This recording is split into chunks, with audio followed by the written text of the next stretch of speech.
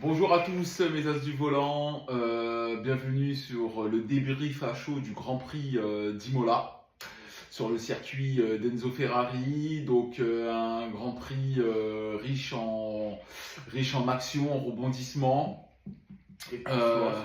En dépassement, oui, surtout aussi, fiston, tu l'as dit. Voilà, un Grand Prix, on s'est pas ennuyé, hein, un beau Grand Prix. Voilà, donc sans plus tarder, on Tiens, va dire un venir. truc aussi, hein, on est désolé de ne pas avoir fait la vidéo à Miami, hein, on n'a pas eu le temps, Oui, malheureusement. alors oui, alors c'est vrai que ça faisait un petit moment qu'on n'avait pas posté de vidéo sur la chaîne, surtout le dernier Grand Prix à Miami qui remonte à 3 semaines. Deux semaines, 2 semaines. À 2 semaines. À 2 semaines. À 2 semaines, voilà, le timing, ces 2 dernières semaines fut très très très short. Et voilà, en plus il y a eu aussi un peu de maladie aussi qui nous est tombé dessus. Donc voilà, c'est pour ça qu'il n'y a pas eu de débrief du Grand Prix de Miami. Mais voilà, on est là aujourd'hui, pour On est vous présent. débriefer, voilà, présent pour vous débriefer ce Grand Prix d'Italie et les Grands Prix à suivre, puisque on aura une succession de Grands Prix. On aura Monaco le week-end prochain et dans 15 jours, on aura aussi le Grand Prix d'Espagne. Donc voilà, l'actualité F1 sera très riche ces prochaines semaines. Donc voilà. Donc Aussi, tu voulais je dire un truc? tiens à dire que pour le Grand Prix d'Espagne, on va faire un live sur peut-être Twitch, non, t'avais dit? Oui, voilà, peut-être sur un live sur Twitch, on vous en dira un petit peu plus dans la quinzaine à venir. On vous Mais dira, il voilà. vous en dira plus peut-être pour le Grand Prix Monaco. Voilà. Sans plus tarder, on va venir débriefer. On va venir, oui, débriefer ce Grand Prix d'Italie, hein, sur voilà le Grand Prix d'Italie, le Grand Prix d'Imola sur le circuit mythique d'Enzo Ferrari. Donc Ouais. on a une grille de départ, voilà, sur la première ligne, on a Piastri Verstappen, Comme d'habitude. suivi de Russell et de Norris. Ensuite, nous avons Alonso Sainz, Albon Stroll, Hadjar et Gasly, une ligne 100% cocorico. Suivi des deux Ferrari à déception. On y reviendra un peu plus tard, déception. Leclerc Hamilton, ensuite Antonelli et Bortoleto. Lawson, Colapinto, son premier Grand Prix avec Alpine, hein, puis il a remplacé Jack Doohan qui s'est fait mettre dehors par l'écurie Alpine. Donc c'est l'Argentin Colapinto qui vient le remplacer sur la grille de départ. Ouais. Ensuite, nous avons Hülkenberg et Ocon. Et pour finir sur cette grille de départ, sur la dernière ligne, nous avons Oliver Biermann et Yuki Tsunoda. Tsunoda qui part des stands après un gros crash on va dire, en milieu de Q1. Et il a été très impressionnant parce qu'il est parti à la faute sur un vibreur. Ce qui est étonnant d'ailleurs parce qu'il n'a pas plu avant. Il est arrivé avec beaucoup d'agressivité sur le vibreur. La voiture est partie en tête à queue. On a eu une grosse frayeur parce qu'il est quand même parti en tête à queue sur le mur de pneu. Il a touché le grillage de sécurité et il est retombé heureusement, il va bien, il est retombé sur les graviers. Voilà, plus de peur que de mal, hein, pour le japonais. Voilà, accident spectaculaire, mais voilà, le pilote en est ressorti indemne. Donc Yuki Tsunoda est contraint de partir dernier sur cette grille de départ, Voilà. et va opter pour partir des stands afin de maximiser au mieux sa voiture. Il y a eu aussi dans ces qualifications, dans cette partie de qualification, l'Argentin aussi, Colapinto, qui est parti à la faute lui aussi, qui lui aussi est venu esquinter son Alpine. Ouais. Donc quelques erreurs de la part du pilote. Et pour en revenir aux qualifications, il y a eu aussi cet échec des Ferrari qui n'a pas réussi à atteindre la Q3, la dernière partie des qualifications. Et Antonelli aussi. Oui, mais d'abord les Ferrari, parce que les Ferrari jouent à domicile. Ferrari en Italie, sur le circuit d'Enzo Ferrari, c'est plus haut que tout, que voilà. Antonelli, certes, est un Italien et le seul Italien de la grille de départ, mais Ferrari reste au-dessus de tout. Donc la déception était immense pour les tifosi de voir partir les Ferrari 11e et 12e sur cette grille de départ. Donc voilà pour les qualifications, voilà pour la grille de départ. Hein. C'est McLaren qui vient signer une pole position avec Piastri. Voilà, quelques millièmes devant ce loup de Max Verstappen. Il est incroyable, Verstappen. Hein, comme on dit, comme on le dit depuis le début de saison, hein, Verstappen est un candidat très sérieux. Voilà, il est le champion du monde sortant. Il ne compte pas laisser sa couronne sans se battre. Voilà. Et il le prouve à chaque Grand Prix. Il est présent à chacune des qualifications. Il est présent à chacune des courses. Il se bat comme un lion affamé. Je tiens à dire que c'est pas tant la performance de la voiture qui fait le pilote. C'est pas la performance de la voiture qui va faire la place sur la grille du pilote. Ça va être le pilote qui va perfectionner sa voiture, qui devra faire pousser sa voiture au maximum. C'est pas tant la voiture qu'il faut. Oui, clairement, Verstappen n'a pas la meilleure voiture du plateau, mais il est le meilleur pilote du plateau et de loin.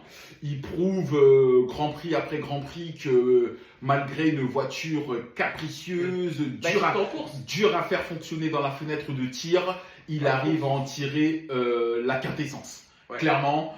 Il tire la quintessence de sa monoplace et ça c'est beau, c'est très beau de sa part.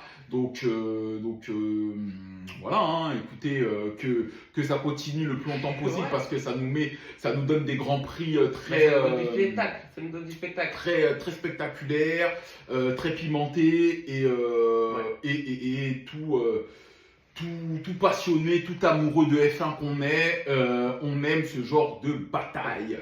Ouais. Donc, sans plus tarder, nous allons débriefer avec vous le Grand Prix d'Italie. Donc, installez-vous confortablement, prenez une petite boisson, un petit truc à manger, parce que voilà, comme d'habitude, on va vous délivrer un nectar survitaminé. Votez surtout bien le volume aussi, hein. Tout à fait. Donc le départ va être donné, quasiment tous les pilotes sont en pneus médium, sauf 5 pilotes si je ne dis pas de bêtises. Ouais. Il y a Hamilton, Antonelli, Hülkenberg, Biermann et Tsunoda qui vont s'élancer en pneus durs, donc avec une stratégie décalée. Voilà, tout à fait, complètement décalée par rapport aux autres pilotes de la grille. Donc ils vont comment dire traîner leurs pneus durs beaucoup plus longtemps et chausser des pneus un peu plus tendres en fin de Grand Prix pour pouvoir performer. Comme certains pilotes en médium, ils ont réussi à pousser leurs pneus jusqu'à très tard et bravo. Oui, on a eu droit à de belles surprises parce que les pneus médiums ont tenu malgré la chaleur. 45 degrés, plus de 45 degrés sur la piste. Donc certains pilotes comme Norris, je crois, ont réussi, Adjar aussi, ont réussi à vraiment bien performer avec leurs pneus médiums et les emmener très loin. Donc comme d'habitude, les pilotes vont effectuer le traditionnel tour de formation afin d'appréhender au mieux la piste, hein, comme d'habitude en Formule 1. Faire chauffer les pneus, surtout, c'est très important pour le départ. Et en course automobile. Et donc, le départ est donné. Et quel départ, mes amis, quel départ, un départ incroyable. Les deux pilotes, Piastri et Norris, s'élancent très bien. Russell aussi. Hein. Très bien. Russell aussi, troisième, s'élance très bien, se porte à la hauteur de Verstappen. Mais comme on vous l'a dit en début de vidéo, ce diable, ce loup, ce lion, ce fou de Verstappen par l'extérieur vient doubler sur l'extérieur Oscar Piastri en retardant au maximum son freinage. Ça veut dire qu'il il va retarder le plus longtemps possible le freinage maximum de sa Ferrari, j'allais dire, mais non, de sa Red Bull, afin de pouvoir plonger au premier virage. C'est une manœuvre spectaculaire que nous a offert le Néerlandais sur ce départ et ce premier virage. Un dépassement qui lui permet de prendre la tête clairement du Grand Prix et de s'envoler. Verstappen ne va pas demander son reste, va directement mettre les bouchées doubles, se retrousser les manches, partir à grandes enjambées vers une victoire, vers le drapeau à damier. Il va. Il est tout le monde d'accord, tout simplement. Oui, non, mais il va contrôler cette course, ce Grand Prix de main de maître, alors que on en parlait avec le fiston durant ce week-end. On se disait que les McLaren avaient un rythme de course incroyable, supérieur aux autres écuries. Même certains pilotes d'autres écuries le mentionnaient lors d'interviews en disant que oui, on a vu les McLaren sur les simulations de relais de Grand Prix, on les voyait et puis d'un coup on levait les yeux et puis la McLaren disparaissait au loin devant. McLaren a un rythme de course phénoménal. Personne ne peut les suivre. Red Bull a un rythme très bon en qualification, mais n'arrive pas à les Red Bull sur un tour est capable de matcher la McLaren, mais sur tout un Grand Prix, sur un rythme de course, du moins sur ce début de saison, elle nous avait montré qu'elle ne pouvait pas rivaliser avec la McLaren. Chose qui a été complètement effacée avec les nouveautés qui a été mises en voiture.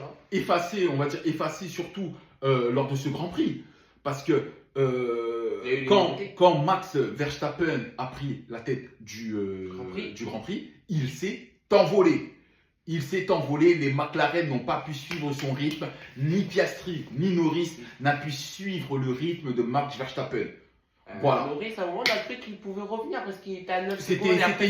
C'était illusoire, fiston. Et après, ça a stagné. Il était à 10 secondes, il est revenu à 9 secondes et puis ça s'est arrêté là. Ça s'est arrêté là, c'est resté à 9 secondes. Il n'a pas clairement Verstappen sur cette course était sur un autre nuage, sur une autre planète. Il a montré que si McLaren voulait le titre, il fallait clairement qu'il vienne le chercher, quoi, vraiment le chercher. Donc super dépassement de Max Verstappen lors de ce départ. Le Néerlandais s'envole. Derrière, nous avons Norris n'arrive pas à suivre le rythme clairement de Verstappen. Norris deuxième. Troisième, nous avons Russell, mais Russell qui est sous la pression, sous l'épée de Damoclès de Norris, non? Oui, de Norris, pardon. De Norris qui met la pression, voilà, qui montre dans ses premiers tours de course qu'il est présent, voilà, il montre les dents, il a envie d'aller chercher cette troisième place. D'ailleurs, Norris, on revient encore sur lui, des qualifications très décevantes, puisqu'encore une fois, l'Anglais a craqué en Q3, a craqué encore au moment où ça compte, au moment de signer la pole position. Il craque encore une fois, il montre que sous la pression, il n'arrive pas à performer. Clairement, Norris n'arrive pas à performer sous pression. Il arrive à claquer des temps en essai libre 1, en essai libre 2, en essai libre 3, en Q1, en Q2 et en Q3. Au moment où ça compte, il ne claque rien du tout. Ouais, il est tout simplement... Encore une fois, dès que le curseur s'élève, le plafond de verre au-dessus de lui apparaît et il n'arrive pas à l'éclater. Donc très compliqué pour Norris qui partait quatrième sur cette grille de départ. Il restera quatrième à l'extinction des feux. Il mettra la pression à à Russell et arrivera à le dépasser aux alentours du 12e tour. Après une manœuvre assez spectaculaire de sa part et sans DRS. Ouais, et surtout sur la chicane Villeneuve qui est à l'endroit où très peu de voitures viennent dépasser. Donc c'est encore plus spectaculaire. C'était vraiment un dépassement très spectaculaire, sans DRS, dans une zone où les dépassements sont très compliqués. Il a réussi vraiment quelque chose de très beau. C'était du pilotage, un pilotage et un dépassement de très haut niveau. Donc voilà, hein, comme on vous disait, McLaren a la meilleure voiture du plateau. McLaren est la voiture qui use le moins ses pneumatiques et néanmoins elle n'arrivait pas à tenir le rythme de Max Verstappen sur cette course.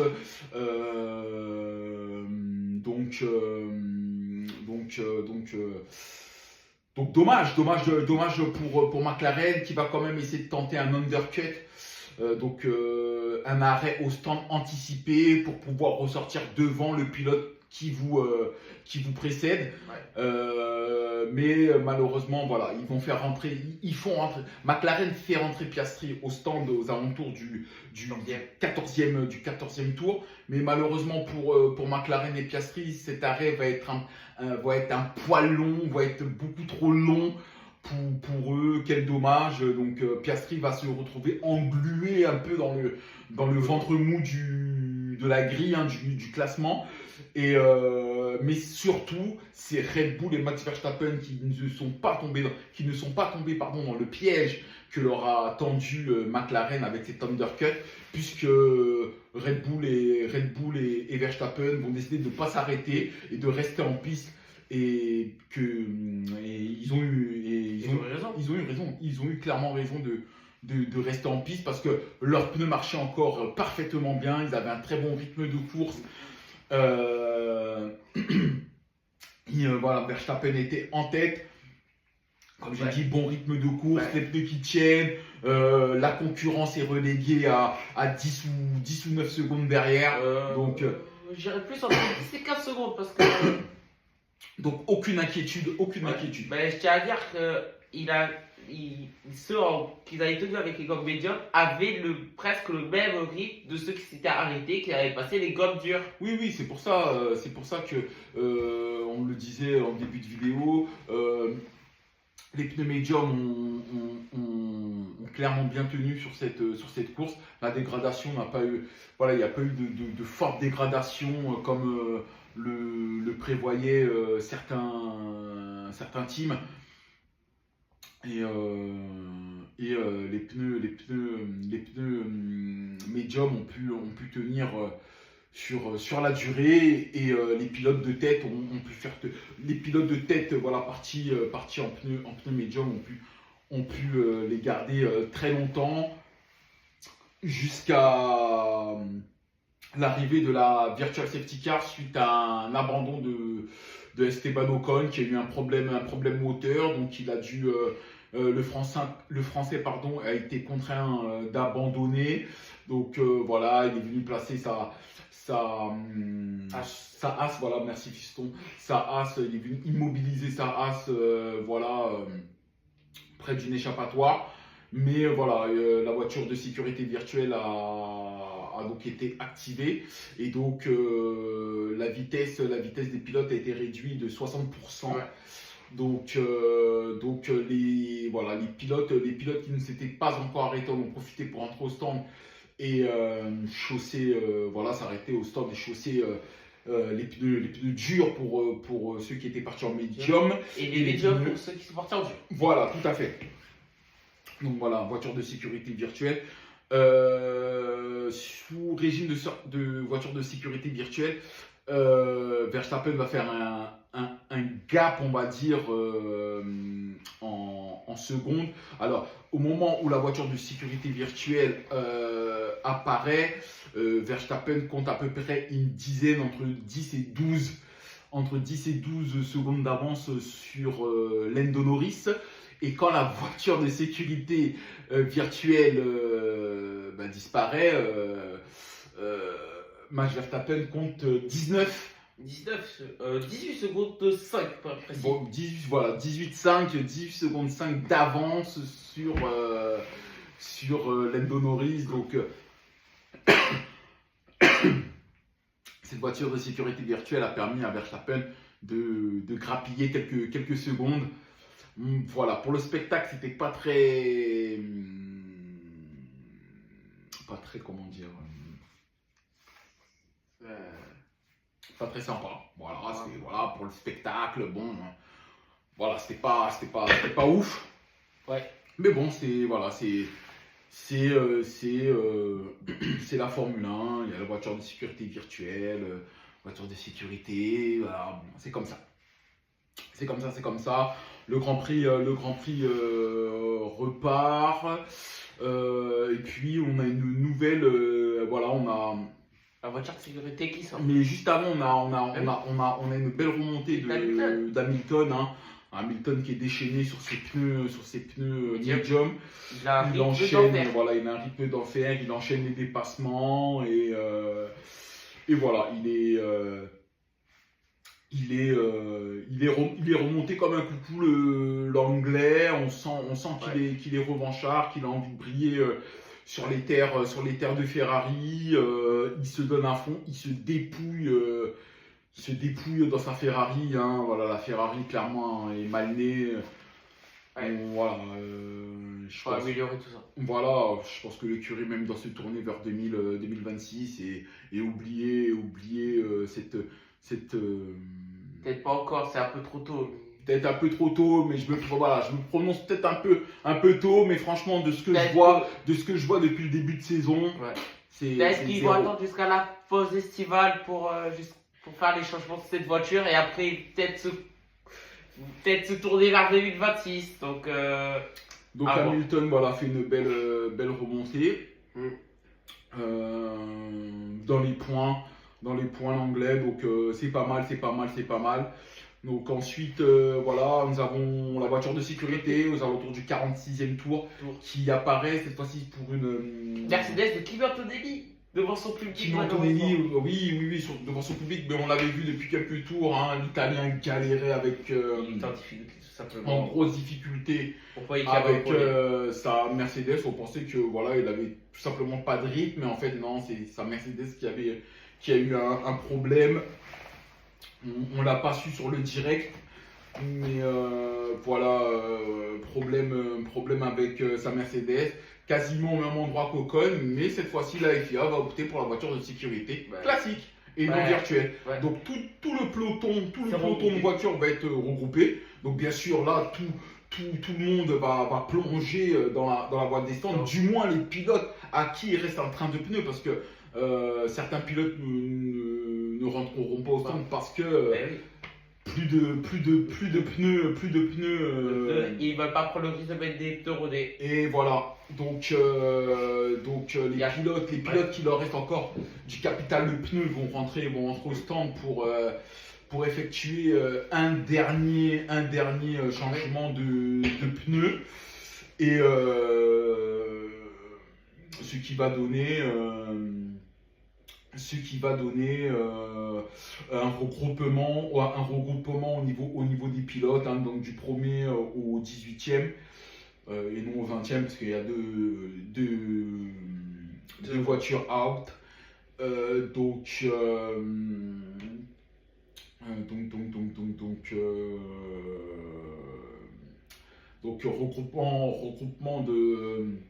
regroupement des voitures, nouveau départ qui va être donné sur une relance de Max Verstappen. Donc elle a été très tôt quand même la relance. Dès Rivazza 1, après Rivazza 2. Et non, oui, il a relancé très tôt Verstappen, hein, mais c'est grand bien lui fasse, hein, parce que. Après, il s'est envolé. Il avait quand même la première partie de la. Voilà, et Verstappen, c'est pas un pilote qui calcule, hein, c'est pied au plancher. Quand il peut partir, il y va. C'est pied au plancher, il n'y a pas de calcul. Oui, est-ce que le soleil est bien aligné avec la pelouse? Est-ce que la force du vent est. Non. Il n'est pas dans ça, il n'est pas dans les calculs. Lui, c'est marche avant. Voilà, c'est pied au plancher, on y va jusqu'au drapeau à damier. Ce qu'il a fait, il n'a eu aucun mal, aucune pression de la part des autres pilotes derrière lui. Ça a été facile pour lui. Ça a été très facile. Derrière, nous avons eu une bataille entre les pilotes McLaren, entre Piastri et Norris pour la deuxième place. Norris, bien sûr, avec des pneus beaucoup plus frais, est venu dépasser son coéquipier Oscar Piastri. Et Hamilton qui est revenu en fin de Grand Prix, qui a fait à 1 seconde 3. Voilà, ensuite derrière Hamilton qui va profiter de la bataille entre Albon et Leclerc pour déjà doubler le Thaïlandais, Albon, et ensuite venir doubler son coéquipier. Son coéquipier qui va être contraint de rendre la place à Albon parce que il a tassé tout simplement suite au dépassement d'Hamilton sur Albon, en fait, avant qu'Hamilton dépasse Albon, Albon a tenté un dépassement sur Leclerc. Le dépassement d'Albon était clairement licite, hein. Il avait ses pneus avant à hauteur des pneus avant de la Ferrari par l'extérieur. Et Charles Leclerc va venir tasser dans le bac à gravier le Thaïlandais, ce qui va permettre à Hamilton de venir doubler le Thaïlandais et ensuite à Hamilton de doubler son coéquipier. Suite à cette infraction, la FIA a tranché et va demander avant même que la FIA inflige une pénalité à Leclerc, l'écurie Ferrari va demander à Leclerc de laisser passer Albon afin de décoper d'aucune pénalité. Voilà. Donc voilà, Hamilton va revenir jusque dans les échappements de Piastri, mais il va manquer 1 ou 2 tours. Un tour et demi peut-être à Hamilton. À l'anglais pour venir jouer la 3e place avec Oscar Piastri. Donc voilà pour ce Grand Prix. Donc voilà pour les 10 premiers. Donc on a ce lion de Verstappen qui vient... C'est-à-dire qu'il a invaincu sur ce Grand Prix depuis 2021. Depuis 2021, voilà, tout à fait, il est invaincu sur le Grand Prix d'Italie, hein. Voilà, qui est peut-être le dernier. Grand Prix à Imola. On ne sait pas encore. Voilà, le contrat s'arrêtait aujourd'hui. Cette saison, et après on verra voilà, il n'y avait pas de renouvellement dans les tuyaux, donc à voir si ce Grand Prix sera maintenu ou retiré, sachant qu'on sait qu'il y a beaucoup de pays qui postulent. Comme l'Espagne l'an prochain avec Madrid, peut-être l'Espagne et plein d'autres. Il y a aussi en Afrique, il y a aussi dans d'autres pays du monde où beaucoup de pays, de villes veulent inscrire leur nom au calendrier. Donc voilà. Donc Verstappen vient croiser le drapeau à damier, suivi de Norris, de Piastri, d'Hamilton sur la Ferrari qui vient limiter la casse. D'ailleurs, que ce soit Hamilton ou Leclerc, ils ont vraiment limité la casse. Aujourd'hui, ils ont fait du bon travail. Ils sont partis 11e et 12e et ils sont dans les points. Ils marquent des gros points. Hamilton 4e et Leclerc 6e. Donc non, ils ont fait un très bon dimanche, un très bon travail. Et chapeau à eux, chapeau aux pilotes, parce que voilà, avec l'outil qu'ils ont en main actuellement, c'est très compliqué de performer. Donc Albon vient signer la 5e place. Bravo Albon. Voilà, avec sa Williams, hein. Albon aussi, toujours bien placé, toujours dans les points. La Williams, elle est bien née, elle est très performante, Ouais. elle marque des points, elle est souvent là dans les qualifications. C'est vrai que cette saison, on le voit beaucoup, Albon. Comparé à l'an dernier, on le voit beaucoup dans ce début de saison. Donc bravo à eux. Voilà, comme je l'ai dit, Leclerc 6e, 7e Russell, 8e Sainz. Voilà, Sainz sur la Williams aussi, hein, le coéquipier d'Albon. Voilà, il vient marquer ses points. Cocorico pour la 9e place, hein, Isaac Adjar, notre Français national qui vient prendre la 9e place, hein, voilà, gros début de saison du Français. Encore une fois, il marque des gros points dans le top 10. Il est là, il montre qu'il a faim, qu'il a les crocs, Qu'il est présent et surtout, voilà, qu'il est présent, il marque des points, Ouais. il marque les esprits. il montre un Red Bull qui peut être performant aussi. Voilà, qui peut être performant, mais voilà, attention, ne brûlons pas les étapes. Il est très bien là Pour l'instant, il est très bien chez Red Bull. C'est lui chez qui Red Bull. Voilà, il fait du très bon travail. Brûlons pas les étapes, ne le faisons pas voler trop près du soleil. Hein, Ouais. hein, et Comme Icar, pas comme Icar, hein. Voilà, hashtag Icar, hein, n'allons pas le cramer. Donc, 9e place pour notre Français Cocorico, bravo Adjar.